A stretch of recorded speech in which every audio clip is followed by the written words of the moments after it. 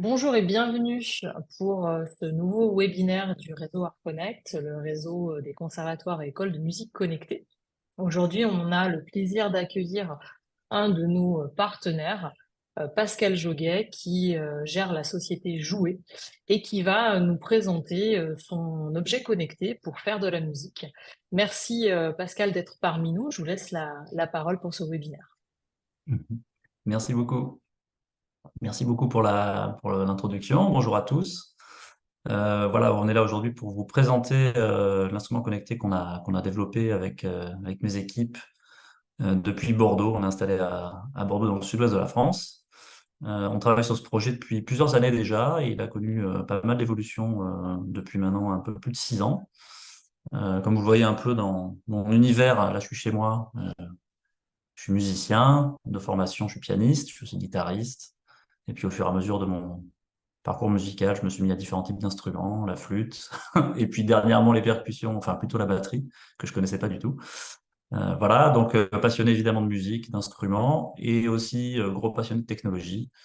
Je suis intimement persuadé que ça change nos vies, ça c'est pas compliqué à voir tous les jours, mais ça peut le changer en bien notamment. Et donc j'essaie toujours d'utiliser la technologie, les nanotechnologies pour proposer des choses qui viennent débloquer des situations un peu complexes pour différentes raisons dans les expériences des gens. Et je le fais par rapport à la pratique de la musique sur ce projet avec donc la société qui s'appelle Jouer Music Instruments, qui est installée à Bordeaux, qu'on a lancé en mi-2016 avec Arnaud Rousset, qui est cofondateur avec moi. Aujourd'hui, Jouer Music Instruments, c'est à peu près 8 personnes, plus ou moins en télétravail et plus ou moins à Bordeaux. Et ça regroupe pas mal de développeurs, ingénieurs, concepteurs, et puis aussi une partie commerce évidemment et marketing. Et aujourd'hui, donc Jouer Music Instruments, on a un objet phare qu'on appelle le Jouet Play, qui a deux versions, qui est une Jouet Play, la version Jouet Play et la version Jouet Pro, que j'expliquerai un petit peu plus tard. Donc il y a deux produits un peu distincts à vendre, même si c'est la même base. Et puis je vais vous montrer tout ça, ce que l'on a conçu et comment ça peut aider vraiment à se mettre, j'ai envie de dire, à la pratique musicale de manière générale et aussi à faire entrer le numérique dans les pratiques plus traditionnelles, puisqu'on a créé un instrument assez hybride, une solution assez hybride entre l'instrument traditionnel et la machine numérique, on va dire. Voilà.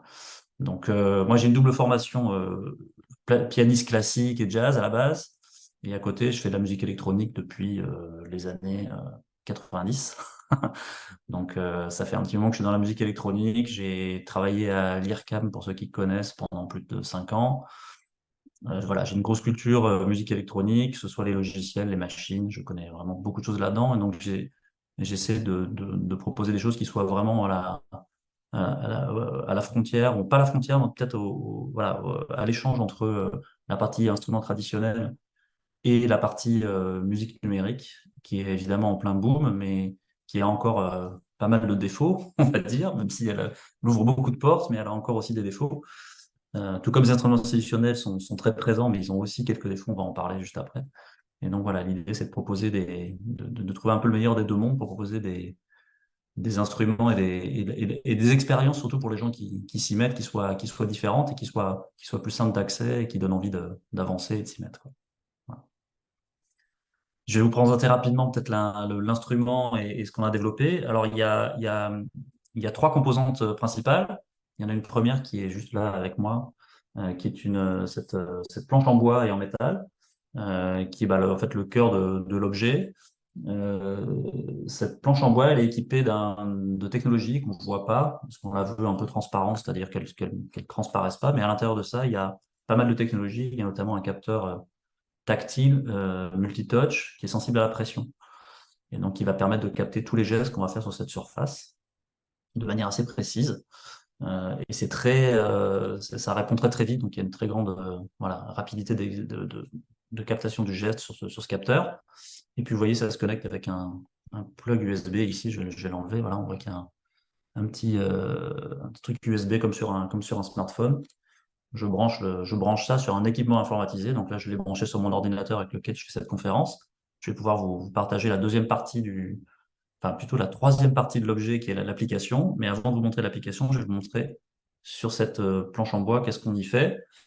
On a développé des pads comme ça en silicone souple qui vont représenter différents types d'instruments. Donc là, par exemple, j'ai pris un pad qui ressemble à un drum pad, comme on appelle ça aujourd'hui, donc un pad qui permet de jouer de la batterie électronique. Et puis, je vais aussi avoir, par exemple, un pad qui ressemble à voilà, un piano. Donc, on va pouvoir avoir quelque chose qui ressemble à du piano. On a aussi fait un pad qui ressemble à des cordes de guitare ou de basse. Alors, ce qui est intéressant à voir, c'est que, je ne sais pas si vous voyez bien, mais il y a du relief à chaque fois voilà, sur les pads. Il y a une dimension tactile qui est extrêmement importante dans l'appréhension de l'instrument. Et c'est quelque chose qui est difficile à trouver dans les instruments numériques. Et on a vraiment beaucoup travaillé cette partie-là pour ajouter vraiment vous m'excuserez quelques anglicismes, mais un feeling assez intéressant dans la notion de jeu, que moi je trouve super intéressante quand je joue de la basse qui est derrière moi ou la guitare. Il y a vraiment un feeling particulier parce qu'on a un instrument analogique et traditionnel dans les mains qui permet beaucoup de nuances. Et souvent dans le monde numérique, jusqu'à présent, il n'y a pas beaucoup de nuances. Voilà. Et donc l'idée de rajouter ce relief et ces choses un peu molles, je ne sais pas si vous voyez sous mon doigt que ça bouge un peu, ça permet d'aller chercher cette expressivité, cette sensibilité qu'on a du mal à avoir sur des instruments numériques. Voilà, de la même manière, on a développé un autre clavier pour les gens qui sont pas à l'aise avec le clavier de piano. Bon, on a fait que des touches blanches, hein, on va dire, alors elles sont bleues, mais l'idée c'est d'avoir toutes les notes avec la même disposition les unes derrière les autres. Puis je vous montrerai comment on peut utiliser ça pour improviser de manière très très simple et très rapide pour quelqu'un qui connaît pas forcément l'harmonie, etc. Et puis le dernier pad qu'on vient de sortir, qui est un petit peu différent, c'est celui-ci, un peu plus conceptuel, mais qui est assez intéressant parce qu'il permet de travailler toute la partie audio, donc c'est-à-dire pouvoir avoir une entrée avec un micro. Ça peut être l'entrée micro de mon ordinateur, ou si je suis équipé avec une petite carte son et un micro. Et on va venir moduler l'entrée audio de notre micro avec tous les contrôles qui sont là. Je vous montrerai comment ça marche un petit peu après. Alors là, on a donc les deux composantes principales matérielles du jouet Play. On a d'un côté cette board qui est la base, voilà, cette planche qui est la base, sur laquelle on vient poser ces différents pads. Et puis, de l'autre côté, on a une application. Je vais vous partager mon écran pour vous montrer l'application. Voilà, je pense que vous la voyez maintenant. Donc sur cette application, je vous la montrerai en détail, je vais vous l'expliquer, mais elle est connectée donc cet instrument physique.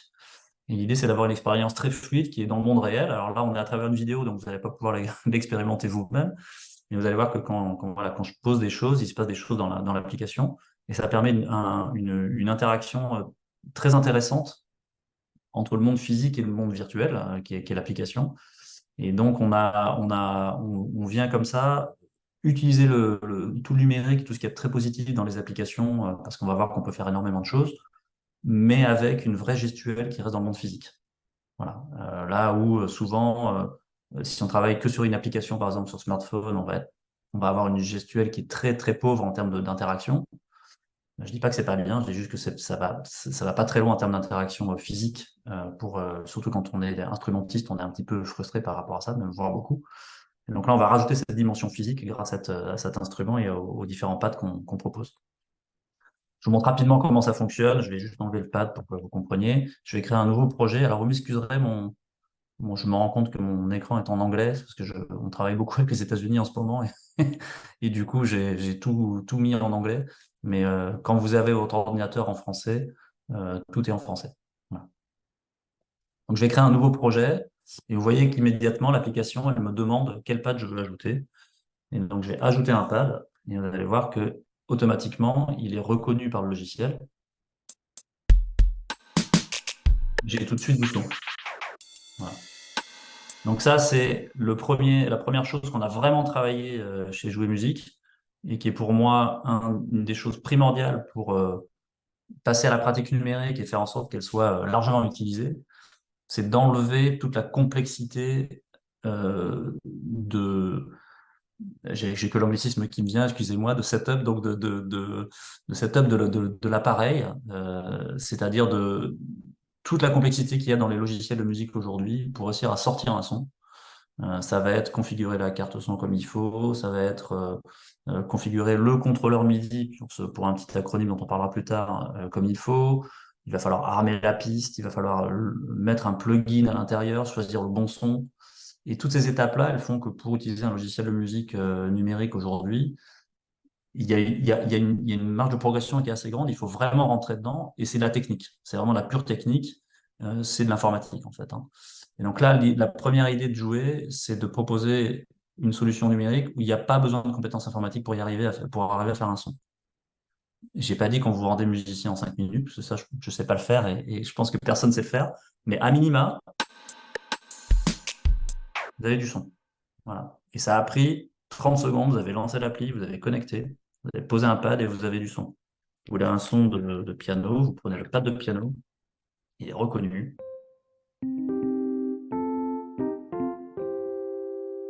Voilà. Donc on va immédiatement comme ça rentrer pour moi, dans ce qui est la première étape de la pratique musicale, ce qu'on essaie de faire avec Jouer pour avoir l'usage du numérique qui soit au niveau de l'instrument traditionnel. Ben, l'instrument traditionnel, j'attrape ma guitare derrière, je la branche, je joue. Et si elle est acoustique, j'ai pas même pas besoin de la brancher. Mais donc c'est vraiment cette immédiateté de jeu entre je prends l'instrument et je joue. C'est vraiment la première chose qu'on a essayé cette première barrière qu'on a essayé de casser pour l'instrument numérique, qui est d'avoir une expérience immédiate de son et donc de jeu. Et donc là, on peut tout de suite s'amuser. Ça ne me rend pas musicien, encore une fois, mais j'ai quelque chose qui est là et je peux jouer. C'est la première étape. Et on s'est rendu compte, pour vous qui êtes professeur de musique, qu'il y a souvent quelque chose qui bloque Enfin, il y a plusieurs choses qui bloquent les gens à la pratique, ou en tout cas qui les découragent. Et la première que moi j'ai compris, c'est que euh, pour les instruments traditionnels ou pour les machines numériques, ça fait peur. Ça fait peur. Et pourquoi ça fait peur? Pour des raisons un peu différentes. Mais sur les instruments traditionnels, ce qui fait peur, par exemple, j'ai un clavier ou une guitare derrière moi là. Je l'ai vu avec mes amis proches. Ce qui fait peur, c'est que il y a il y a tellement d'histoires sur ces instruments. Je veux dire, ils véhiculent tellement d'inconscient collectif et tellement d'histoires. On a vu tellement de bons pianistes et d'excellents pianistes et d'excellents guitaristes faire des choses incroyables avec ces instruments qu'on se sent complètement nul et incapable de faire ça. Et donc, cette première barrière, elle, vraiment sur beaucoup de gens, moi je l'ai vu, alors j'ai un piano droit dans l'autre partie de ma maison, quand je joue du piano, les gens, il y a une forme de... Je leur demande de le toucher, ils n'osent pas le toucher. Et ils n'osent pas le toucher parce que ce que j'en ai compris, c'est qu'il y a vraiment ouais, ils sont impressionnés par l'instrument parce qu'ils véhiculent tout ça, en fait. Toute cette histoire, tout cet inconscient collectif autour de qu'est-ce que les humains ont pu faire avec un piano. Et ça bloque énormément les gens et ça les rend pas du tout confiants en eux-mêmes et ils ont peur de l'instrument. Ça, c'est sur la partie instrument traditionnel. Sur la partie instrument numérique ou machine numérique, ce qui bloque, c'est autre chose. C'est que peut être très simple pour quelqu'un qui est très à l'aise avec l'informatique, ce qui a permis si on regarde les 20 dernières années, il y a eu énormément de gens qui se sont mis à la musique électronique, c'est un boom incroyable et c'est génial.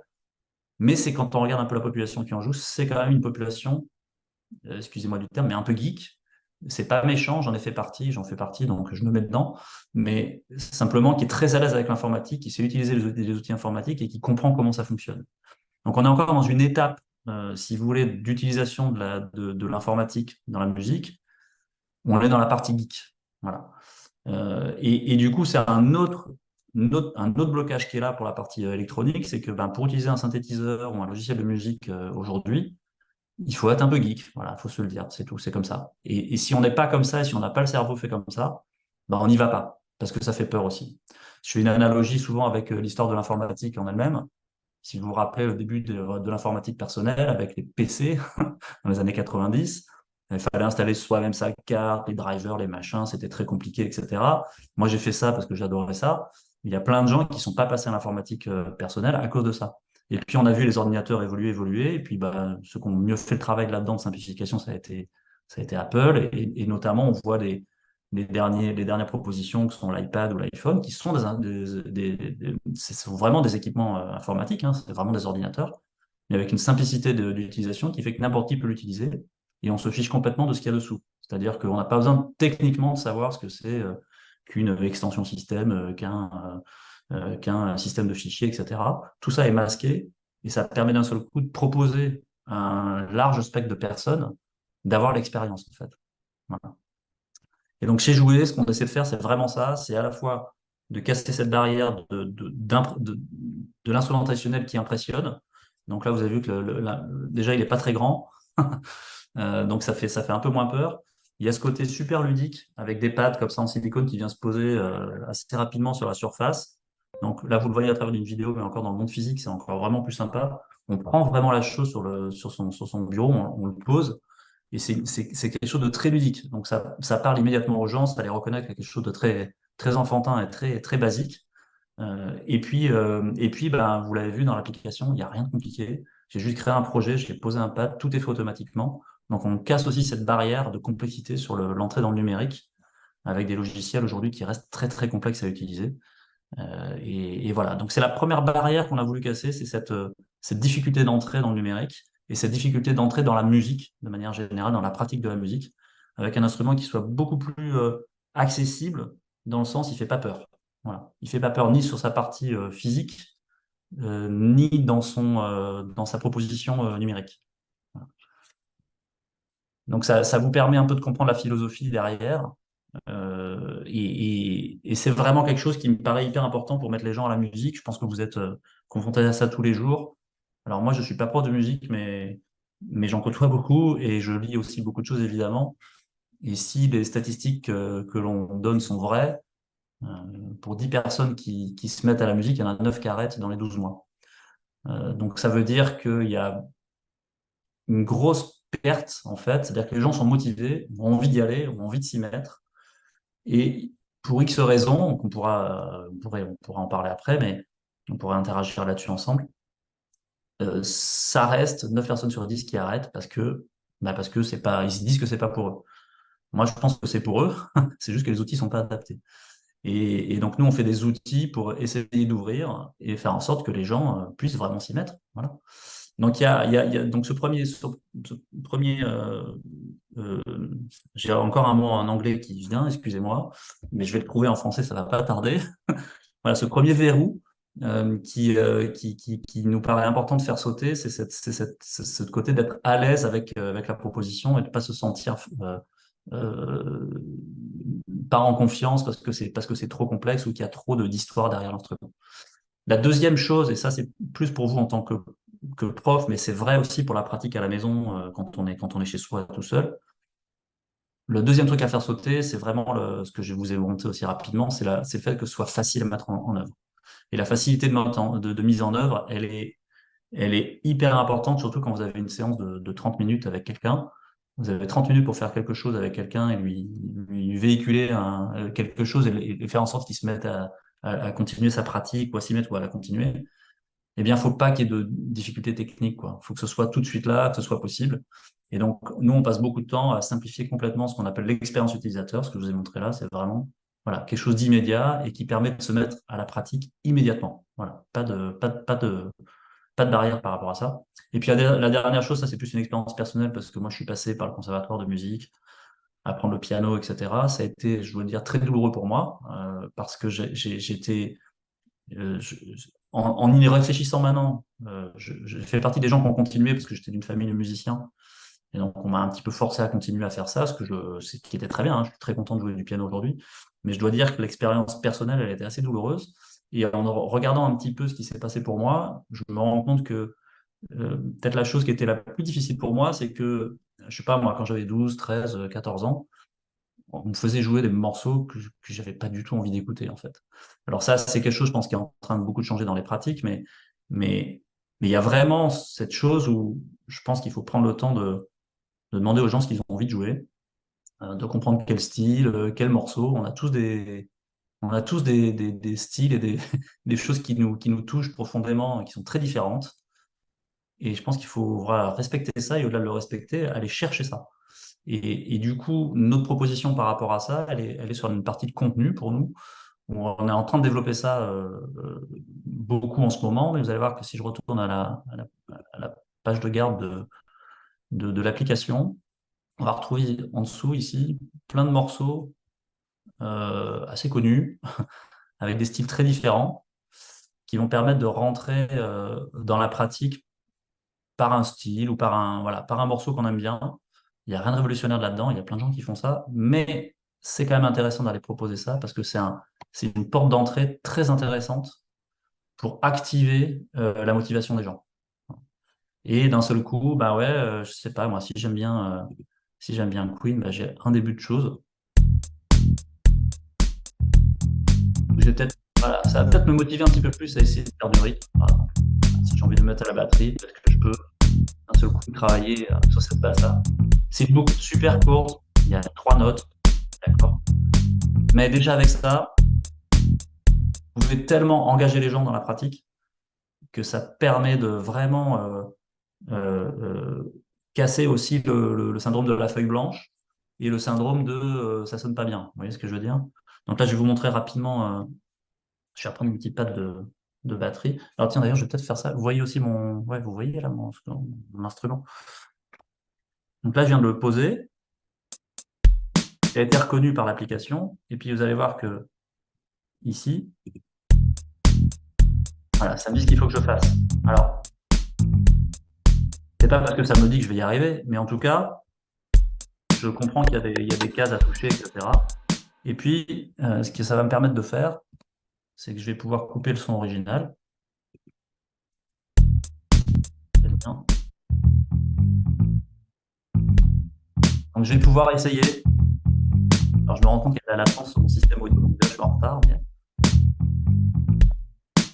D'accord? Mais c'est intéressant comme exercice, juste ça.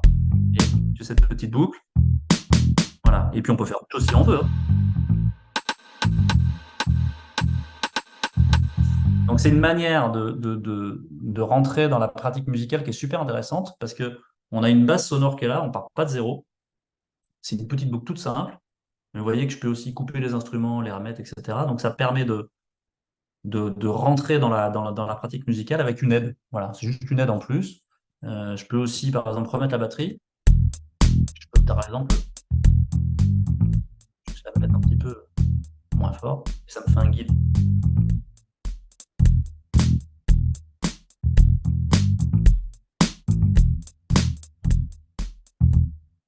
Donc ça va pas plus loin que ça, hein. C'est-à-dire qu'il y a évidemment derrière, il faut pratiquer, enfin vous connaissez toutes les étapes. Mais ce qui est intéressant, ce qu'on a remarqué, c'est que sur des petites boucles comme ça très courtes et aussi sur des morceaux connus, il y a toujours un morceau qu'on aime bien. Et en fait, on va pouvoir rentrer là-dedans très facilement. C'est très facile de garder quelqu'un sur une pratique, je sais pas, d'un rythme ou d'une suite d'accords ou d'une mélodie. Euh, 30 minutes à faire la même chose sur le même morceau s'il aime bien le morceau. Voilà, donc c'est notre philosophie. Et du coup, vous verrez qu'il y en a pas mal. Aujourd'hui, je pense qu'il y en a une quarantaine. On est en train d'en sortir pas mal d'autres qui vont arriver dès la semaine prochaine. Donc, on va être rapidement à un peu plus de 50, puis certainement 100 très rapidement. L'idée, c'est vraiment d'avoir des petites boucles musicales comme ça qui tournent, qui soient présentes. Donc, c'est du contenu que vous pouvez utiliser comme base, en fait, pour activer vos élèves et vos apprentis musiciens et trouver avec eux qu'est-ce qui les intéresse. Évidemment, il est aussi possible de faire sa propre petite reprise d'un morceau qu'on adore ou qu'un enfant nous demande. Enfin, un enfant ou un adulte. Je vais vous donner un exemple. Nous, on a fait des stages comme ça dans des écoles primaires. On a fait c'était pendant le Covid. Et on avait 10 enfants de 10 ans. Et on leur a demandé, la première chose qu'on a fait, c'est on leur a demandé ce qu'ils voulaient jouer. Et alors, les filles voulaient jouer Aya Nakamura et les garçons voulaient jouer Jul. Alors moi, j'écoute aucun des deux, vous voyez, mais c'est pas grave. On a pris le temps d'écouter les morceaux qu'ils aimaient. C'était vraiment filles contre garçons. Et puis en fait, ce qui s'est passé, c'est qu'on a écouté ces morceaux et je leur dis ouais, ok. Donc les garçons voulaient jouer Jul, les filles Aya Nakamura. Je dis oui, mais au final, écoutez bien, c'est le même rythme en fait.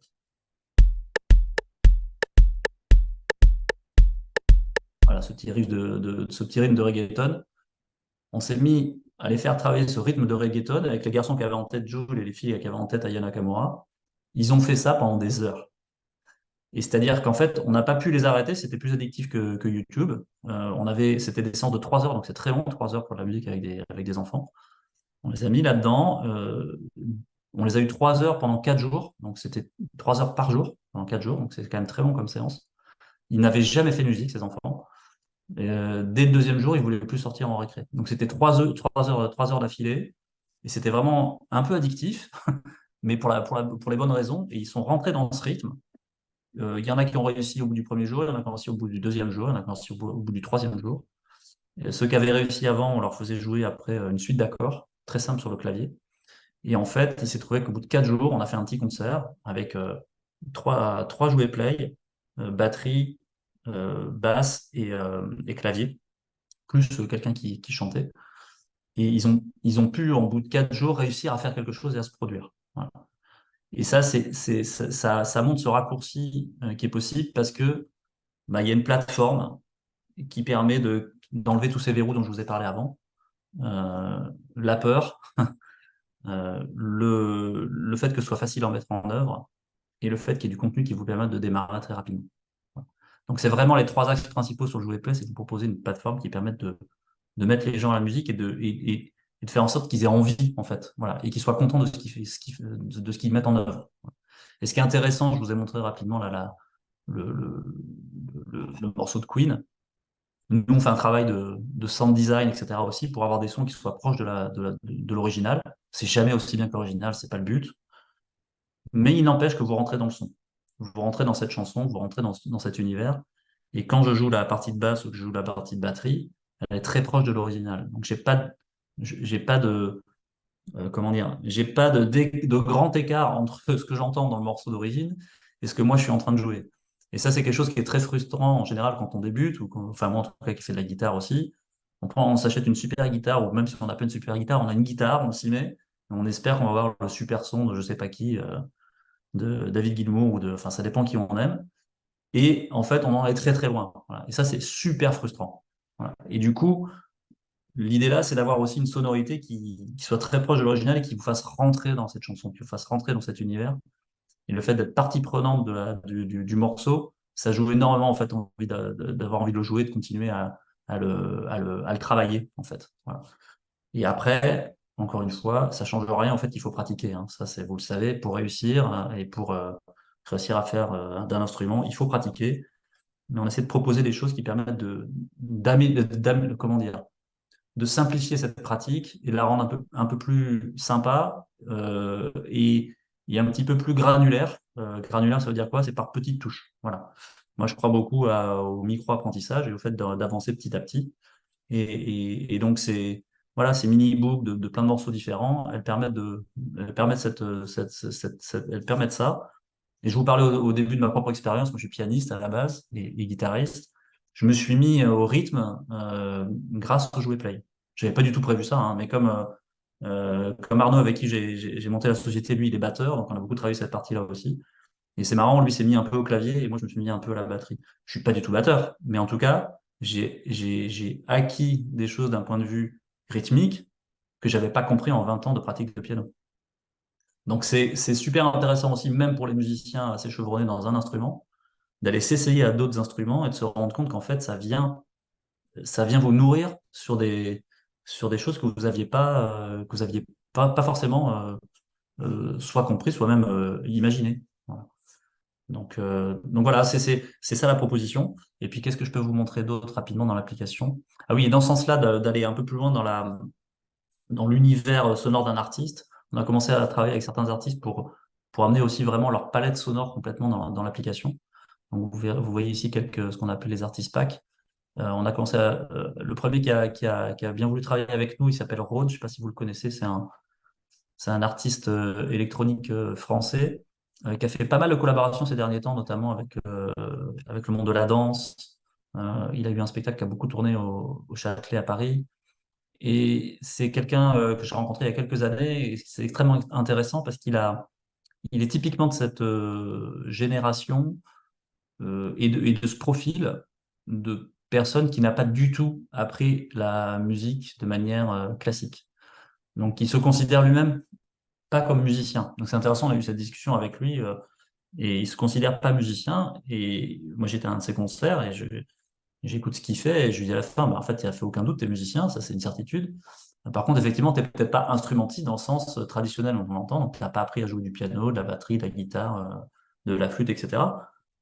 mais tu as une aisance à travailler les textures sonores, à les manipuler, à les mettre ensemble et à créer quelque chose de cohérent qui est assez exceptionnel. En fait, c'est un chef d'orchestre numérique, Ron, pour moi. Et, et quand on pense ça comme ça, lui, il travaille la matière sonore, et donc il fait de manière très intuitive, avec des machines. Et comme il a ce côté geek, désolé Erwan si tu nous écoutes, mais c'est comme ça, il a ce côté geek, donc il rentre dans les machines, et il va aller chercher à l'intérieur des machines ce qui lui plaît, et il va réussir à créer grâce à ça. Et ben, c'est un exemple hyper intéressant parce que il n'a pas appris la musique de manière classique, mais il arrive à avoir un univers sonore extrêmement riche, à proposer quelque chose de très nouveau. Il fait des collaborations avec le monde artistique traditionnel et les gens adorent ça. Donc je pense que c'est aussi voilà, très intéressant d'aller chercher ce genre de profil de musicien. Et donc ce qu'on a fait avec Rhône, on a recréé des sons qui sont proches de son univers et vous allez pouvoir retrouver dans l'application, vous allez pouvoir les utiliser pour créer. Donc il a un univers très onirique, très... on a un petit exemple, mais,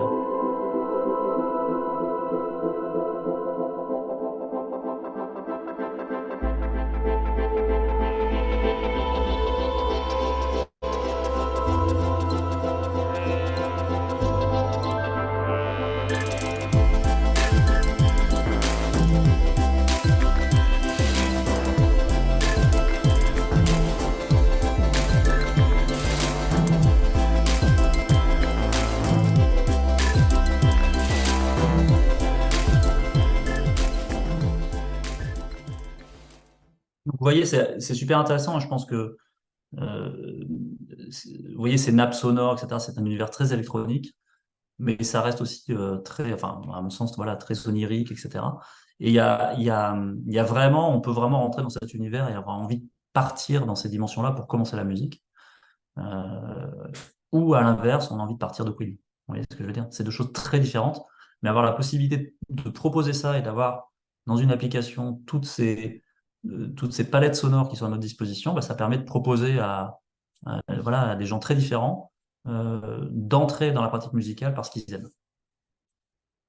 De la même manière, on a fait une collaboration avec Vitalik, qui est aussi un artiste électronique français, qui lui est un peu plus dans un truc un peu plus rythmé, un peu plus ouais, c'est une musique un peu plus. Je veux pas dire dure parce qu'elle est pas dure du tout sa musique, mais elle est très très énergique. Voilà, c'est ça que je cherchais comme mot. C'est une musique très énergique. Je vais vous faire écouter rapidement le petit exemple. Vous allez voir qu'on est à la fois, on est encore dans la musique électronique, mais on est quand même ailleurs hein, en termes d'univers.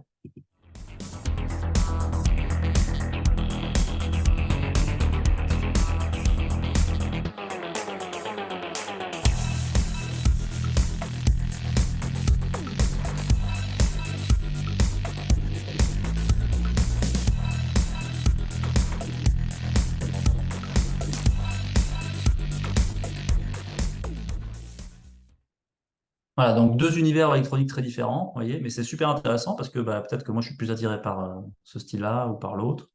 Et il n'y a pas de jugement par rapport à ça, mais en tout cas, vous pouvez proposer des choses et travailler à partir de rythmes un peu plus électro, un peu plus énergiques, au contraire plus oniriques. De la même manière, on a fait une collaboration avec Yongoro, qui est un artiste américain, qui a travaillé avec tous les grands noms du rap américain. C'est l'ingénieur du son de Jay-Z et de Beyoncé. Et il a donc, il fait partie de cette culture hip-hop américaine depuis les années 90 qui a vraiment changé la face de la musique aussi des dernières années. Donc on a travaillé avec lui sur beaucoup de rythmes, etc. Et de machines électroniques qui ont amené cette couleur très particulière dans la musique et qu'on rend disponible dans l'application aujourd'hui. Je vous fais écouter.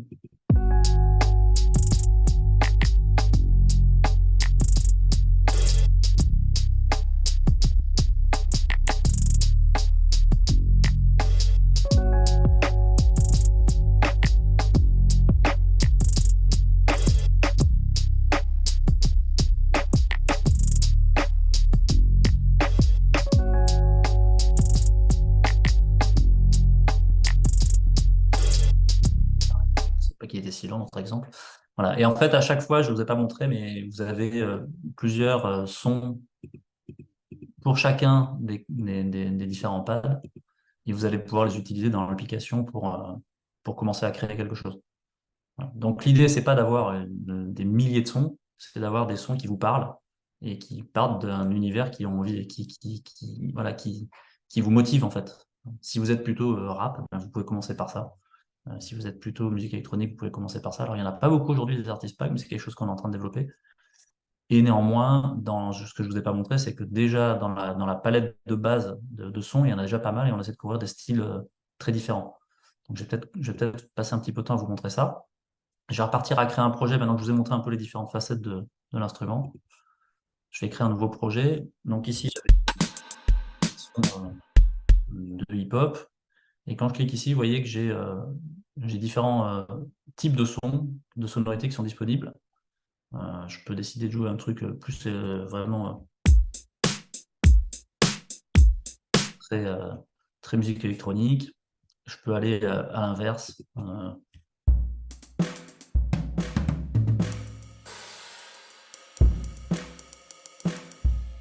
va pouvoir accéder comme ça à des sonorités très différentes qui vont permettre de découvrir différents types d'univers. Et de manière hyper simple et hyper accessible. Donc il y a cette présentation en termes de- de- d'interface utilisateur aussi autour du rond, elle est intéressante parce que il n'y a pas trop de choix, vous voyez ce que je veux dire. Et on est vraiment dans cette truc de proposer des choses. On peut trouver des univers différents, rock, électro, etc. Mais il n'y a pas trop de choix et c'est volontaire. Parce que sinon, quand il y a trop de choix, c'est un peu le défaut des machines électroniques et des instruments, enfin des logiciels numériques, c'est qu'il y a tellement de choix qu'en fait, on passe notre temps à choisir au lieu de faire de la musique. Donc là, l'idée, c'est d'avoir peu de choix, mais au moins, vous pouvez commencer tout de suite. Et puis, bah, si en avançant, vous avez envie de chercher d'autres sons, vous pourrez y aller après. Mais dans un premier temps, commencez par quelque chose de simple, un univers, on y va, et puis ça permet de tester pas mal de choses.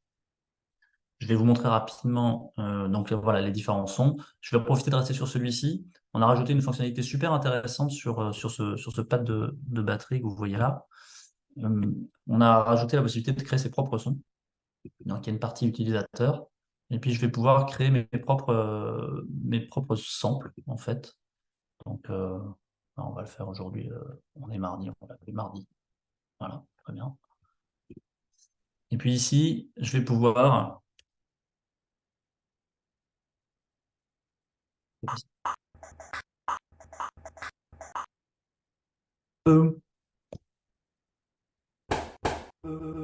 voilà. Très simplement, vous avez vu, en deux clics, je peux enregistrer ma voix, je peux enregistrer ce qui se passe, et je peux faire des choses hyper intéressantes et créer mes propres samples de batterie, en tout cas percussifs, pour venir enrichir ma palette de sons. Je peux les recaler rapidement, il n'y a rien de compliqué. Je peux les modifier un petit peu.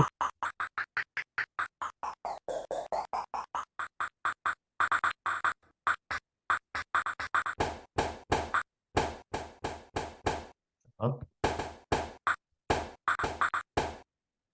Vous voyez, donc ça, c'est quelque chose de très créatif aussi qui permet, quand vous êtes dans la pratique avec quelqu'un qui a un univers comme ça un peu particulier ou un peu ouvert, etc., où vous n'arrivez pas à l'accrocher, c'est une super séance que de faire des sons comme ça sur un pad de batterie à quelqu'un. Moi, je l'ai fait avec ma fille ce week-end et on a passé 2 heures à se marrer parce que bah, on a enregistré nos voix, on a enregistré des rires, des claps, etc. Et c'est tellement drôle. Et on passe un moment en fait de créativité musicale et sonore qui est super intéressant. Donc ça, c'est une fonctionnalité qu'on a rajoutée il n'y a pas très longtemps. Alors pour ceux qui connaissent le sampling, bah, donc c'est cette faculté de pouvoir s'enregistrer et de pouvoir rejouer les sons qu'on a. C'est quelque chose qui est assez complexe à faire en général dans les logiciels. Et là, une nouvelle fois, on a vraiment travaillé pour simplifier complètement le- voilà, la manière de faire pour que ce soit instantané. Donc si je vous le montre rapidement en vous montrant le geste, c'est très simple. Ici, vous voyez, j'ai encore des cases vides. Là, j'ai une case vide. Vous voyez? Ça y est, j'ai enregistré ce que je viens de dire. Donc,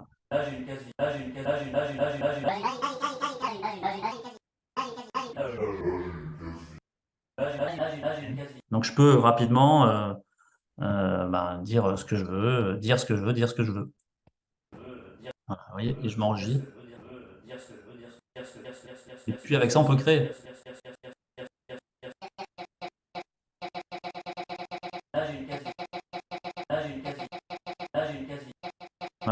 Et vraiment, j'ai fait tout ça. J'ai pas besoin d'avoir des compétences en informatique pour m'amuser avec cette fonctionnalité. Et donc, ça permet d'ouvrir aussi cette partie numérique qui paraît toujours complexe. Ici, vous enregistrez un son, il n'y a rien à faire, il faut appuyer sur un bouton. Le son, il est là. Il est peut-être pas au bon niveau, machin, un truc. C'est pas grave. Au moins, on s'amuse, on fait le truc, on avance. Et ça permet voilà, de libérer aussi la créativité. Vous m'arrêtez si vous avez des questions, d'ailleurs, parce que je vois que je parle beaucoup, mais j'essaie de couvrir les différentes facettes de l'instrument. Mais n'hésitez pas si vous avez des questions. Voilà pour le pad de batterie. Je vais vous montrer rapidement les différents pads, comme ça on les passe tous en revue. Je vais passer au pad de piano. Enfin, je sais pas pourquoi j'ai tout enlevé d'ailleurs. Hop, c'est pas grave. Voilà. Sur ce pad de piano, il y a 2 octaves. Et puis, ce qui est intéressant aussi, c'est que vous allez voir ici, physiquement, on a différents types de contrôles.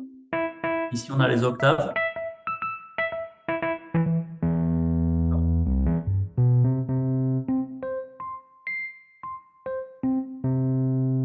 Et puis, on va retrouver deux paramètres qui nous permettent de modifier le son. Alors ici, je vais avoir sur celui-ci, pardon, une pédale de sustain.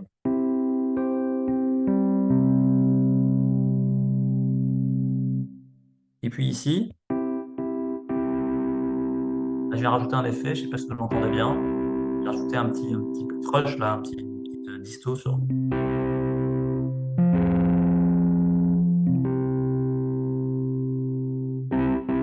On va pouvoir moduler son son comme ça. Quelque chose aussi de très tactile, voilà, de très intuitif. Je vais vous montrer d'autres sons sur celui-ci. Je vais prendre celui-ci par exemple, qui est assez intéressant. Ce son de basse là. Ah oui, je n'ai pas parlé de la vélocité, pardon. C'est sensible à la vélocité, donc plus vous appuyez, plus modifier. Et puis, ce qu'on peut faire aussi sur ce clavier qui est super, c'est que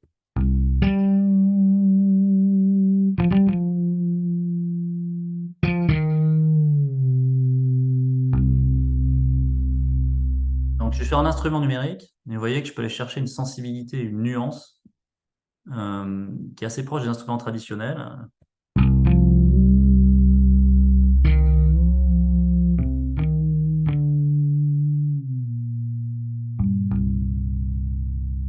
C'est super intéressant. Autre chose, je le transforme en guitare électrique.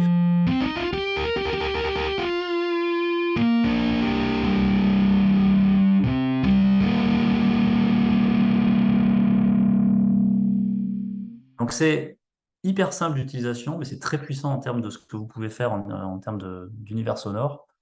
Et vous avez vu, je l'ai fait avec rien, c'est-à-dire j'ai juste un potentiomètre à changer et j'ai un univers sonore, j'ai quelque chose qui s'ouvre, j'ai quelque chose voilà, qui est vivant. Voilà. Et ça, c'est super intéressant pour développer la créativité, d'aller proposer une interface très simple, mais dès qu'on fait un geste, on a vraiment quelque chose qui vient nourrir notre imaginaire et qui nous dit ah ouais, voilà, ça me fait vibrer, quoi. Voilà.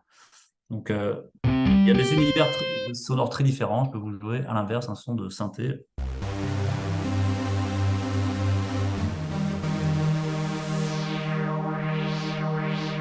la même manière, je suis en train de moduler le son, hein.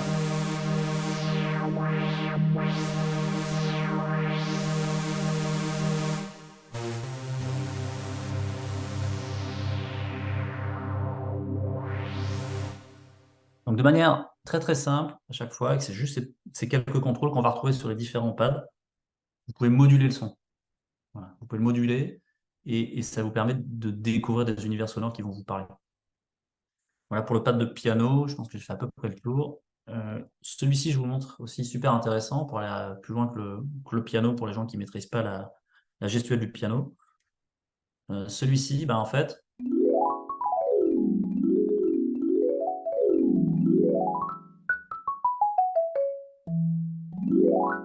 il n'y a rien à faire, j'ai des notes, ça joue tout seul. Là, j'ai une gamme qui a été configurée par défaut. Je vais vous montrer qu'on peut la changer. Mais déjà ça, C'est une expérience super intéressante. Et pareil, hop, j'ai fait un petit geste. Ça y est, je suis en train de voyager un peu là.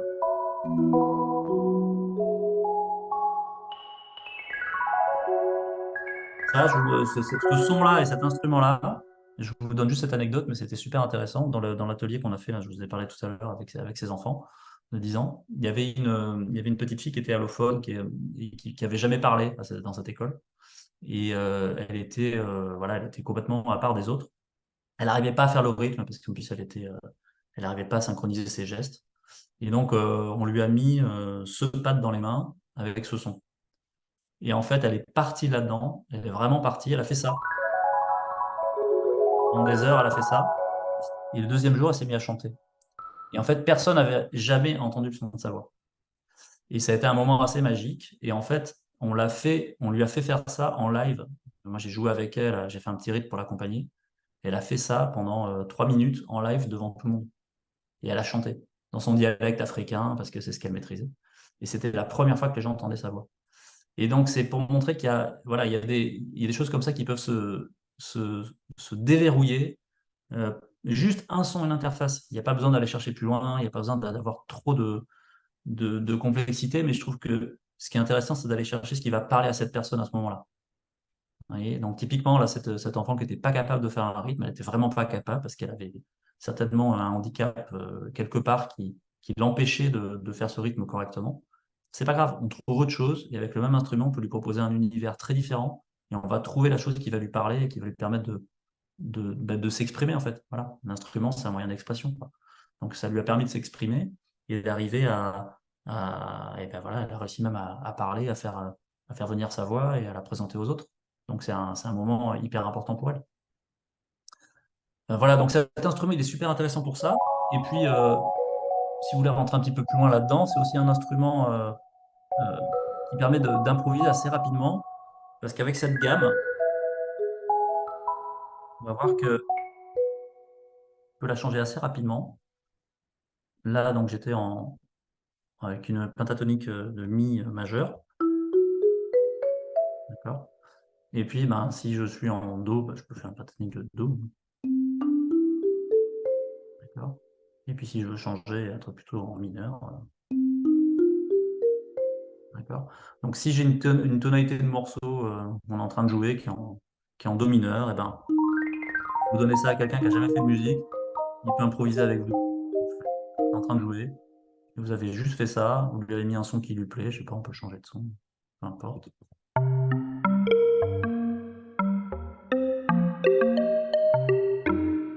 Il y a un côté très, un peu kalimba, etc., vous voyez, dans cette composition. C'est super intéressant parce qu'il y a pas besoin de comprendre l'harmonie, de comprendre les notes, la position des notes et tout ça. On peut faire quelque chose qui sonne. euh, et puis on trouve son instrument. Ça se trouve, c'est la guitare qui m'intéresse.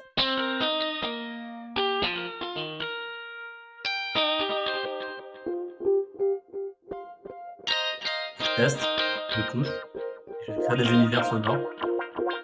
Ouais, ça, ce genre de choses, c'est tout bête, mais ça peut être sympa sur un morceau que quelqu'un est en train de jouer. Moi, je maîtrise pas la musique, je n'en ai jamais fait, mais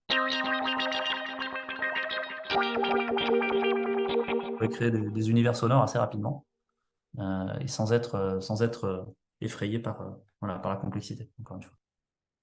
Voilà pour cet instrument. Je vais vous montrer celui-ci, donc qui permet de jouer de la guitare et de la basse et d'autres instruments à cordes. Alors ça, c'était un petit défi parce que c'est quelque chose qui est extrêmement compliqué à faire en numérique, les cordes. Et alors vous allez voir que ça remplace pas une guitare, c'est pas le but, hein, tout comme le piano ne remplace pas un piano. Mais ce qui est intéressant, c'est que je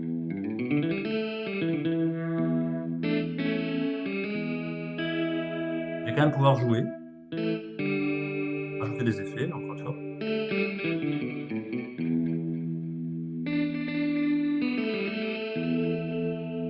Je suis en mode à plat sur ma guitare, donc c'est comme si vous regardiez une tablature, et je suis en train de faire du tapping. Ça, on va pas travailler la gestuelle du manche de guitare, c'était pas le but, mais le but c'est de pouvoir repérer ces notes. Quand vous apprenez à quelqu'un à faire une pentatonique, ben, avec cette méthodique de mi, vous pouvez jouer sur 80% des morceaux de rock. Donc c'est quand même vachement sympa. Puis je préfère un son un peu plus.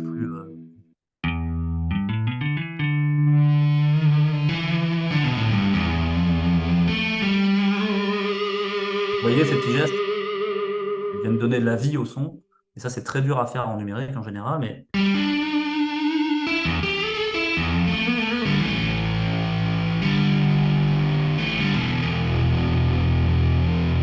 De mettre ça dans les mains de quelqu'un, ça casse toutes les barrières, en fait. Parce qu'avant de faire ce que je viens de faire là, avec 2 doigts sur une vraie guitare électrique, il faut des années de pratique. Et là, d'un seul coup, vous lui donnez l'opportunité d'avoir cette expérience. Et moi, la manière dont on pense cet instrument, c'est vraiment de baisser la marche d'escalier pour que les 9 personnes sur 10 qui arrêtent, dont j'ai parlé au début, ben, ils commencent. Et puis peut-être ils vont faire 1 an ou 2 avec du jouer play, puis après ils vont vraiment se mettre à la guitare, à la batterie, etc. Vous voyez? Mais ce qui est hyper intéressant, c'est de leur donner cette première expérience de jeu, qui soit beaucoup plus immédiate, qui soit très gratifiante. Là, ça sonne super bien. Franchement, j'ai rien fait avec mes doigts. Mais c'est intéressant parce que c'est quand même moi qui active. Vous voyez, il y a cette notion de c'est moi qui fais. Et puis, faut quand même appuyer au bon endroit, hein. Je peux aussi jouer un truc très moche. Enfin, moi, je dis que c'est moche. Après, on a le droit de l'enregistrer, de faire quelque chose de très bien avec, hein, vous voyez. Mais ça permet, avec le toucher, etc., vraiment de découvrir. Je fais souvent une analogie avec pour ceux qui connaissent un peu les pédagogies Montessori, etc., où on est vraiment sur le fait d'attraper les choses, voilà, de manipuler. En fait, on est sur l'apprentissage par l'expérience. Le jouer play, c'est un apprentissage de la musique par expérience. C'est je prends des choses, je les essaie. Ça ne veut pas dire que je les maîtrise, loin de là, mais c'est en faisant qu'on apprend. Et du coup, je vais prendre les instruments, je vais tester, je vais mettre mes mains dessus, ça ne me fait pas peur. C'est un peu une pâte à modeler numérique comme ça, et je vais pouvoir trouver mon univers sonore, trouver ma voix créative et sans avoir peur de faire quelque chose de mal. Oui. Donc c'est ça vraiment la philosophie. Euh, et, euh, et voilà pour cet instrument-là. Non, je vais vous montrer pas encore. Oui, sur les sons de basse, ça c'est intéressant pour ceux qui sont bassistes.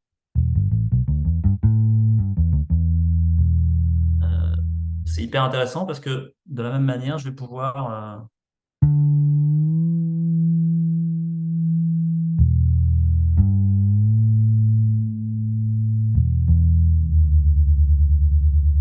ce genre de choses qui sont super dures à faire sur un instrument. C'est dur à faire sur un instrument traditionnel et c'est impossible à faire sur un instrument numérique aujourd'hui. Et grâce à cette fonctionnalité, cette sensibilité de l'instrument,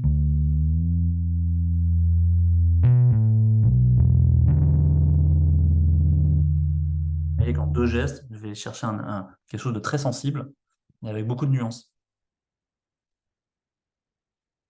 Voilà pour cet instrument. Le dernier, je vais avoir du mal à vous le démontrer, mais je vais quand même essayer. C'est donc ce fameux pad audio, parce que je me suis rendu compte en faisant tout à l'heure mes petits samples qu'il n'y avait pas beaucoup de niveau sur le micro, donc je ne sais pas ce que ça va donner. L'idée de ce pad-là, je vais quand même vous montrer au moins l'interface. C'est donc d'avoir une entrée audio, de pouvoir l'enregistrer et de pouvoir la modifier en temps réel. Donc là, vous voyez, je suis en train de toucher la petite fleur qui est là. Et puis je vais avoir des effets qui vont être appliqués sur cet audio. Et on va être sur des effets, ils portent un nom, mais à la limite, peu importe. L'idée, c'est d'aller chercher quelque chose qui vous parle.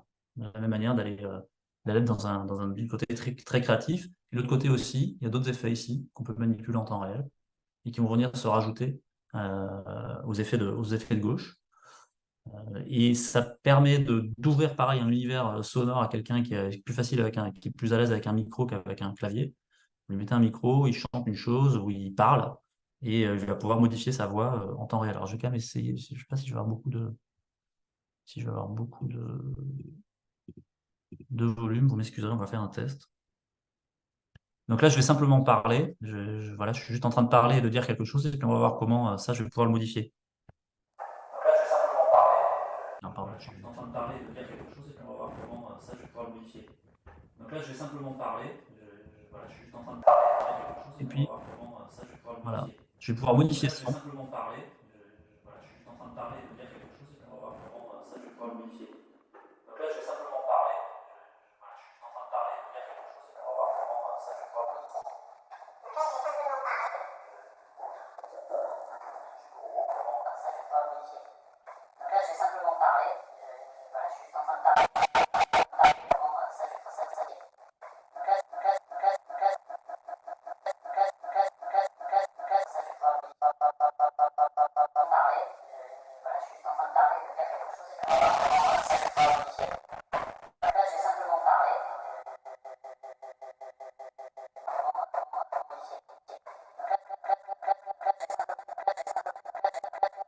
je vais m'arrêter là parce que je suis capable de jouer des heures. Mais vous voyez, l'idée, c'est que j'ai enregistré vraiment quelque chose de très basique, juste une phrase. Et en fait, sur cette base-là, on peut créer quelque chose très facilement avec ses doigts et trouver un univers pareil qui va nous parler et manipuler les sons de manière hyper intuitive. Et il y a encore une fois pas de barrière technique pour réussir à faire ça.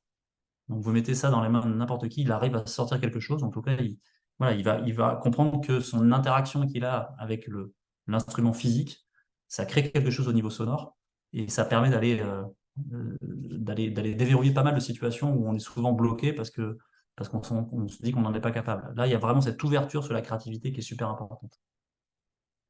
Voilà, j'ai fait le tour à peu près de tous les pads. J'ai fait le tour à peu près aussi du logiciel. Je ne vais pas montrer si je vais quand même faire quelque chose. Alors, ça va être difficile parce que j'ai de la latence. Donc, je vais essayer de faire quelque chose de correct. Mais c'est difficile de jouer quand on a de la latence dans le son. Je vais juste faire une chose, pardon. Je vais regarder si je peux changer ça. J'essaie de mettre moins de latence, mais je ne suis pas sûr que ça fonctionne. Vous allez me dire si vous m'entendez toujours. Ouais, ça a l'air d'aller. Je vais vous montrer rapidement qu'on peut faire aussi des petites boucles très simples. Je vais prendre un petit pad de batterie. Et ça va aller. Donc on a plusieurs possibilités pour enregistrer ce qu'on est en train de jouer. On peut jouer au clic. Donc là j'ai un clic qui tourne. Je peux changer le tempo. Hein. Je peux dire que ça va moins vite. D'accord, ou plus vite. Et puis je peux aussi dire non, je veux que ce soit cette vitesse. Voilà. Et puis une autre fonctionnalité qui est intéressante qu'on a développée, qui est ce qu'on appelait le free tempo. C'est quoi? C'est simplement je vais jouer. Je vais jouer sans clic. Et moi, ça m'intéresse beaucoup parce que, pareil, je viens de la musique plutôt traditionnelle et je déteste jouer au clic. J'ai l'impression que c'est l'ordinateur qui me commande. Et moi, j'ai plutôt envie que ce soit moi l'ordinateur qui me suive, en fait. Et du coup, on a développé cette fonctionnalité qui permet, là, je vais jouer. Je vais vous montrer comment je fais.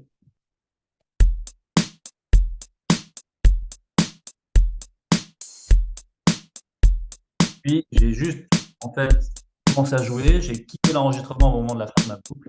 Et puis, il a été capturé. Et j'ai une boucle voilà, qui tourne. Alors, si elle n'était pas parfaite, je vais pouvoir changer un peu le rythme, recaler les notes très facilement. Et là, j'ai une boucle qui tourne, qui est quasiment parfaite. Je suis pas batteur, hein, mais j'ai fait un truc de base. J'ai quelque chose qui est là. Je peux l'enrichir si je veux.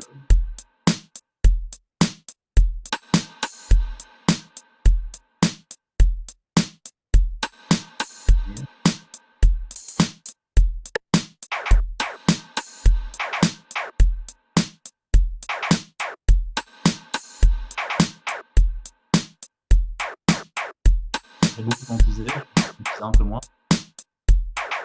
Alors ça, la quantisation, c'est peut-être passer 2 secondes pour vous expliquer ce que je suis en train de faire.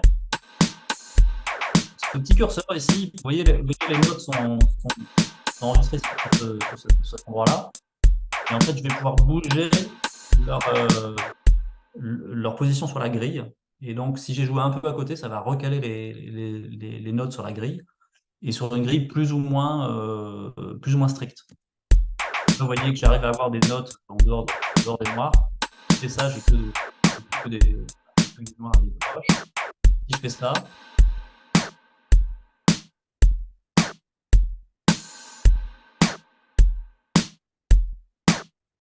cette petite chose, je peux m'amuser, je peux faire un peu de shuffle comme ça.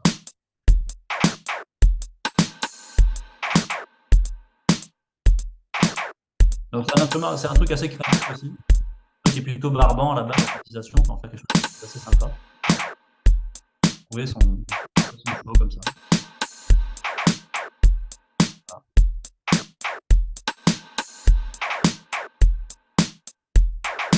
L'intérêt, c'est que là j'ai enregistré ça, mais je peux changer les sons.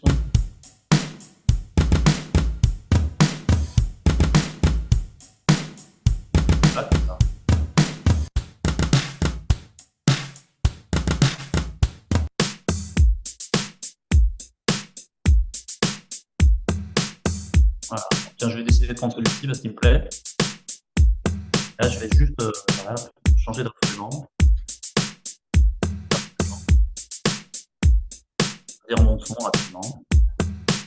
Moi, j'aime bien la basse. Là.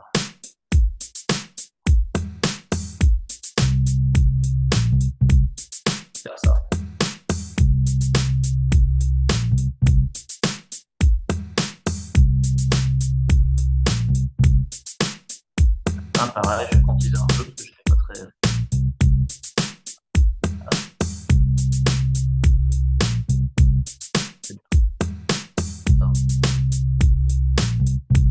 Et en fait, sur cette base-là, comme ça, je vais pouvoir créer rapidement une petite...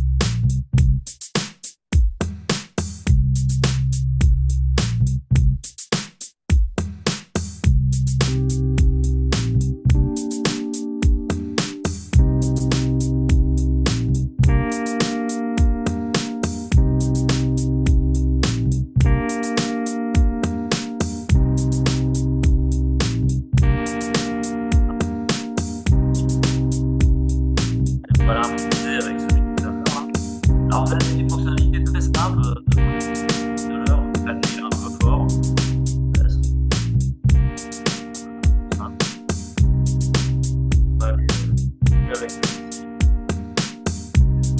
Là.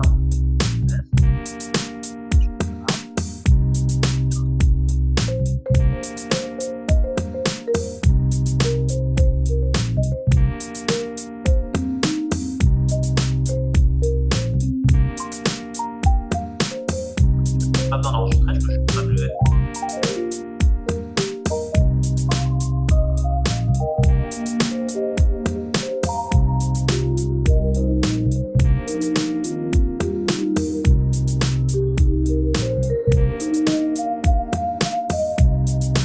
Voilà, et j'ai créé mon petit univers très rapidement. Alors, c'était une impro totale, hein, mais ce qui est intéressant, c'est que j'ai pu créer mon petit univers comme ça très rapidement. Et vous voyez qu'avec le même instrument, le même équipement, on peut faire des choses très créatives très rapidement. Et c'est vraiment un instrument très créatif qui permet d'ouvrir vraiment la créativité des gens et le fait qu'ils aient envie de continuer à s'y mettre. Après, encore une fois, il faut pratiquer. Hein, ça, il n'y a pas de secret. Mais vous l'avez vu, on n'est pas obligé de partir de la page blanche. On peut partir avec des morceaux qui existent. Je vais juste rapidement vous montrer ça. Si je celui-là, il va s'appeler Mardi aussi, très bien. Et si je vais repartir d'un morceau tout à l'heure, je vais prendre celui-ci.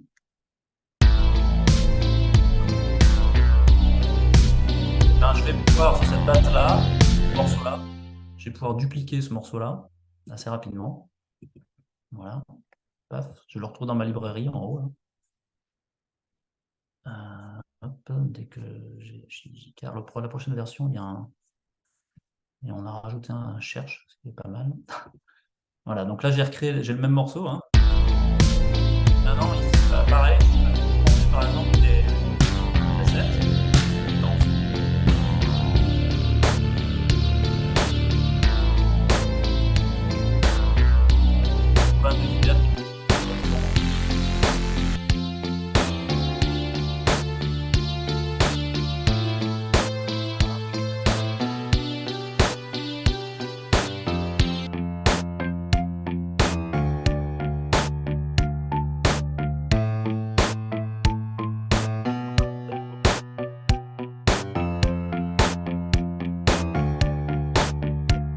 Sur cette base-là, du morceau que j'avais tout à l'heure, j'ai créé autre chose.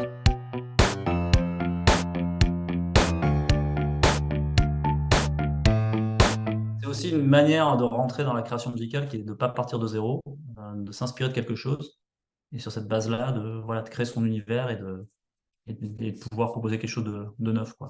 Donc, vous voyez, j'ai essayé de vous montrer rapidement toutes les portes d'entrée qu'il y a sur cet instrument. Et si je devais vraiment juste résumer, l'idée, c'est d'avoir une proposition matérielle et logicielle qui ne fasse pas peur, hein, encore une fois, c'est-à-dire que ça permette de commencer sans avoir peur d'un truc trop complexe ou avec trop d'inconscient collectif. La deuxième chose importante, c'est que ce soit facile à mettre en œuvre. Donc, vous le branchez, vous commencez directement, vous jouez immédiatement. Et la troisième chose, c'est d'avoir des sons et des sonorités qui vous plaisent et qui vous motivent. Et donc là, on a parlé des différents morceaux qui sont déjà présents, des différentes sonorités des artistes, et de ce que je viens de faire là, avec une forme de remix d'un morceau connu, et ben, pour vous motiver et ouvrir votre créativité. Voilà. Donc j'espère que cette présentation vous a plu. Je suis à votre écoute pour toute question et pour vous répondre le mieux possible. Merci. Merci beaucoup, Pascal. Bah, c'était effectivement très intéressant. Moi, j'ai deux questions. La première, c'est est-ce que vous avez des exemples d'utilisation justement en école de musique ou en conservatoire? Et la deuxième, du fait justement de la facilité d'utilisation des différents pads, est-ce que ça a déjà aussi été testé, expérimenté, je ne sais pas, avec des personnes en situation de handicap? Alors, pour répondre à la première question, oui, c'est déjà pas mal utilisé dans des écoles de musique et des conservatoires. Alors, on n'a pas fait de démarche particulière pour ça, mais c'est vrai on voit que l'instrument intrigue pas mal au début, et puis quand les gens comprennent comment ça fonctionne, etc., ils se disent qu'il y a quand même quelque chose à aller creuser. Et donc, oui, on a pas mal d'écoles de musique qui sont équipées ou qui sont en train de s'équiper. Sur les conservatoires, peut-être un peu moins. Mais sur des écoles de musique, on en a vraiment pas mal. On a aussi pas mal d'écoles, tout simplement, qui aussi achètent l'instrument pour le mettre dans les classes. Donc, oui, sur la partie éducative, il y a vraiment un engouement assez intéressant sur la proposition. Et après, sur ta deuxième question par rapport aux situations de handicap, alors oui, alors il y a différents types de handicap, mais c'est un des éléments aussi qui nous intéresse beaucoup, c'est qu'on voit effectivement que là, il y a une dimension tactile, etc., corporelle qui est assez intéressante à aller chercher. Je vous ai parlé tout à l'heure de cette fille qui était allophone et qui avait jamais parlé. Bah, c'est une forme de handicap. Et en fait, aller décoincer ces handicaps avec une pratique instrumentale, c'est super intéressant. Alors nous, pareil, on ne travaille pas directement en tant qu'entreprise, hein, c'est pas un axe de développement, j'ai envie de dire, qu'on cible, mais on voit qu'il y a des usages. Et on a aussi de plus en plus de musicothérapeutes qui achètent cet instrument, et leur proposition étant d'utiliser la pratique de la musique pour à but thérapeutique. Alors il y en a de plus en plus en France, mais c'est vrai que dans le monde anglo-saxon, c'est très très développé. Et il y a vraiment quelque chose de très intéressant pour eux parce que la proposition, elle est à la fois très portable, on n'en a pas parlé, mais il y a un côté portabilité qui est assez génial. Vous mettez ça dans le sac à dos, vous avez 5 instruments en un dans votre sac à dos, vous le sortez, vous êtes prêt à jouer tout de suite. Et donc pour un praticien, qu'il soit thérapeute ou pas d'ailleurs, hein, c'est très intéressant de se balader avec dans quelque chose dans son sac à dos, de le sortir et de pouvoir tout de suite être à l'œuvre avec dans le cadre de la musicothérapie, avec un patient, et surtout de pouvoir répondre à différents types de problématiques avec les différentes interfaces. Voilà. Donc, pareil, on a des psychomotriciens ou voilà, des ergothérapeutes qui commencent à utiliser l'instrument. Ça permet des fois de débloquer des situations avec des enfants qui vont être dans une fragilité psychologique, par exemple. Et puis, bah, il s'est peut-être passé quelque chose à la maison ou à l'école qui l'a complètement refermé. On va essayer d'aller le chercher pour ouvrir la communication. Le but du praticien, c'est d'abord d'ouvrir la communication. Et bien, peut-être avec une interface de jeu particulière, s'il est tout renfermé avec ce fameux pad, on va peut-être pouvoir réussir à faire des choses intéressantes. Ou au contraire, s'il est super énervé parce que ben voilà, il a de la colère en lui, on lui met un pad de batterie, il va taper très fort dessus, ça va vraiment le défouler et lui faire du bien. Donc on a pas mal de praticiens qui utilisent l'instrument aussi dans cet axe-là. Merci. Alors, s'il y a d'autres Ouais. questions, n'hésitez Question. pas à prendre la parole directement. Je vois que Michel veut parler, mais on l'entend pas.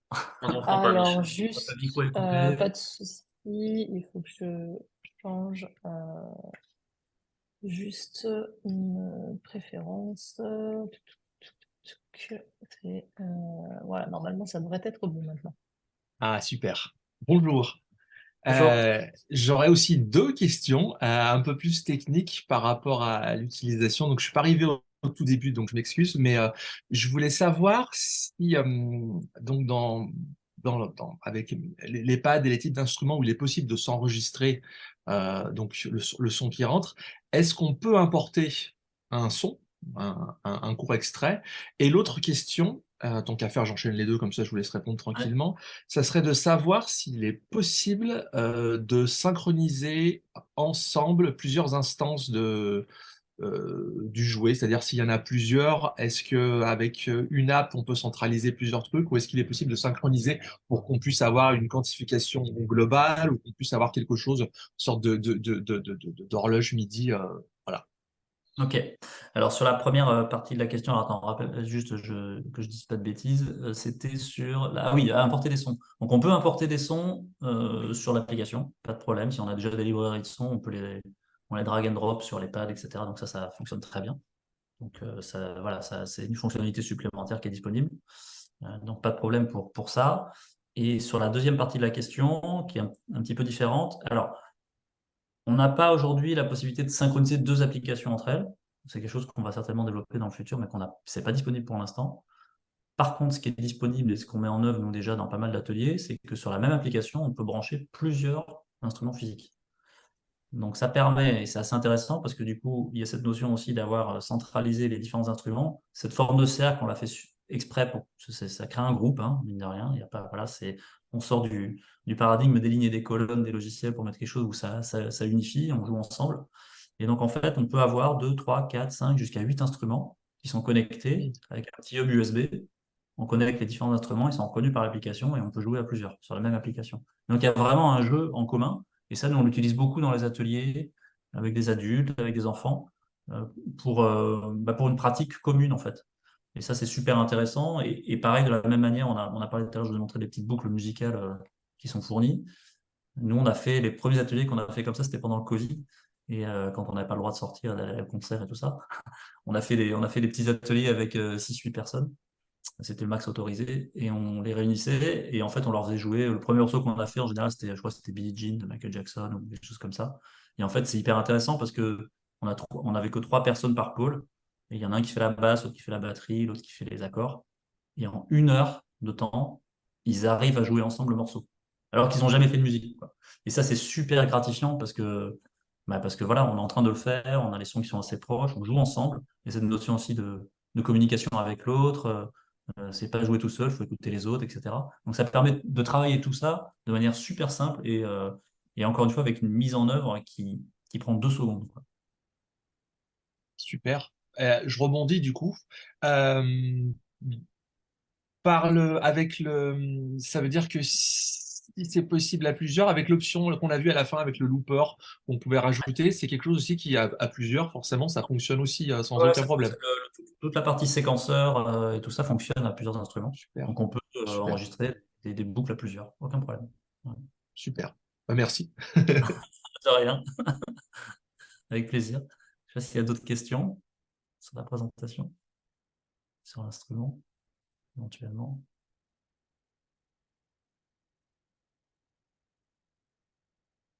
Alors, je vais peut-être juste parler d'une dernière chose dont je n'ai pas parlé. J'ai parlé au tout début qu'il y avait une version pro. Alors, je ne vais pas vous la démontrer parce que je ne pense pas que ce soit le sujet aujourd'hui, mais je voulais juste la mentionner.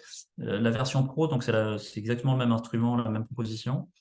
Simplement, si on veut aller plus loin dans l'utilisation du matériel avec des logiciels de musique plus complexes et plus professionnels, il y a une option pro qui permet de débloquer toutes les fonctionnalités MIDI de l'appareil, puisqu'en fait, c'est un contrôleur MIDI, pour ceux qui connaissent ce jargon-là. Donc, c'est quelque chose qu'on voit des commandes MIDI à l'ordinateur, et on peut venir déverrouiller toutes les fonctionnalités un peu complexes du MIDI pour piloter ses logiciels de musique préférés, pour les gens qui sont déjà dans la musique assistée par ordinateur et qui connaissent bien les logiciels de musique. Cette option pro qui permet de faire ça. Et oui, elle permet aussi d'accéder à la dernière technologie en vogue dans la musique numérique qui s'appelle le MPE et qui permet notamment d'avoir de l'expressivité par note.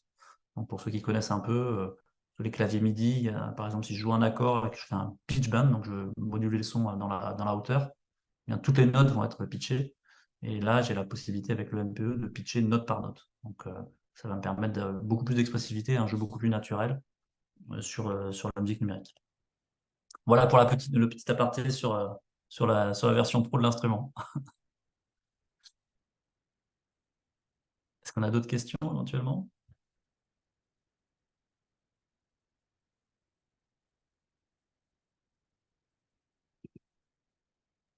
On sent qu'on est bon. Je crois que l'explication était très complète et du coup, Ouais, j'ai on essayé de est couvrir un peu bien. tous les aspects pour que vous compreniez. Et puis j'espère que ça vous aura, bon, fait découvrir et puis deux, peut-être donner des idées par rapport à vos pratiques. C'est vrai on sait que la pratique de la musique numérique, elle est pas simple. Et encore une fois, je vous l'ai dit au début, il y a cette complexité de mise en œuvre, il y a cette complexité informatique et les logiciels de musique aujourd'hui restent des plateformes assez complexes voilà, il faut passer des heures et des heures avant de faire quelque chose. Et encore des fois, on maîtrise bien, et puis le jour J, il n'y a pas un son qui sort et on ne sait pas pourquoi. Ça, c'est des expériences vécues. Et donc, là, avec cette proposition, on espère vous mettre à disposition une plateforme qui vous permet de faire rentrer le numérique dans vos pratiques de manière beaucoup plus fluide, beaucoup plus accessible. Et le numérique a plein de choses à amener. On l'a vu en termes de créativité, d'univers sonore et de manière de pratiquer, et de manière de mettre les gens à la musique aussi. Et voilà, donc on est super preneur de vos retours. Si vous avez des questions, n'hésitez pas, on est là pour y répondre. Et puis, on fait constamment évoluer ce produit. Ça, je ne l'ai pas mentionné, mais il est en perpétuelle évolution. Exemple, ce nouveau pad pour les voix, etc., on l'a annoncé il y a un mois. Donc, il est tout récent. De la même manière, dans l'application, le fait de pouvoir enregistrer ses propres sons, ça a été fait en début d'année. Donc, vraiment, on est vraiment en perpétuelle évolution sur le projet et sur le produit. C'est un produit qui est très évolutif. Ah oui, j'ai juste oublié une chose quand même, je me permets de le dire à la fin. Euh, c'est un instrument qui a été conçu en France et qui est fabriqué en France aussi. Euh, bon, il est fabriqué en France parce qu'on est français, donc on s'est dit qu'on allait faire ça à côté de chez nous. Et puis, il est fait à partir de matériaux nobles. Donc, il y a aussi pour moi un des défauts de la musique électronique, c'est qu'elle véhicule beaucoup de machines de plastique. Et donc, nous, on a décidé d'avoir une philosophie, un axe anti-plastique. Donc, on essaie vraiment d'utiliser le maximum de matières recyclables et naturelles. Donc là, c'est un bois qui vient de forêts d'Est de la France qui sont gérées durablement. Le métal est fait en France aussi. On a tout l'assemblage qui est fait en France. Il y a l'électronique évidemment à l'intérieur de cet objet. Mais par exemple, il n'y a pas de batterie. Donc, il est auto-alimenté par l'USB qui est là. Et l'idée de ne pas avoir de batterie, c'est simplement que dans 20 ans, cet objet, vous le brancherez et il continuera à fonctionner. Vous voyez. Donc il y a une notion aussi de durabilité dans la proposition et de faire des instruments numériques qui soient comme les guitares qui sont derrière moi. C'est intemporel, quoi. On les prend, on peut jouer. Alors ça, il faut peut-être changer un peu les cordes et puis là, peut-être qu'il faudra adapter la connectique à la prochaine connectique dans 20 ans. Mais il n'empêche que ça fonctionnera. Donc c'est aussi une éthique comme ça, ce déco-design qu'on a depuis le début. Et donc, voilà, ça me semblait important à dire à la fin, parce que j'avais oublié de le mentionner. Parfait. Bah, merci beaucoup, Pascal, pour toutes ces informations et puis ces précisions. On espère effectivement que nos membres qui n'ont pas déjà testé auront l'occasion de le faire, puisque Jouer propose des avantages tarifaires sur l'achat de l'équipement, donc à retrouver sur la plateforme. Merci beaucoup à vous pour ce webinaire, votre disponibilité et puis ce soutien que vous nous apportez à Arconnect par ce Avec plaisir. partenariat. Et puis, on vous dit à bientôt pour de nouvelles choses. Merci beaucoup, merci pour l'invitation et bonne journée à tous. Merci, à bientôt. Merci Pascal, à Merci. bientôt. Merci beaucoup. Au revoir. Au revoir. Merci.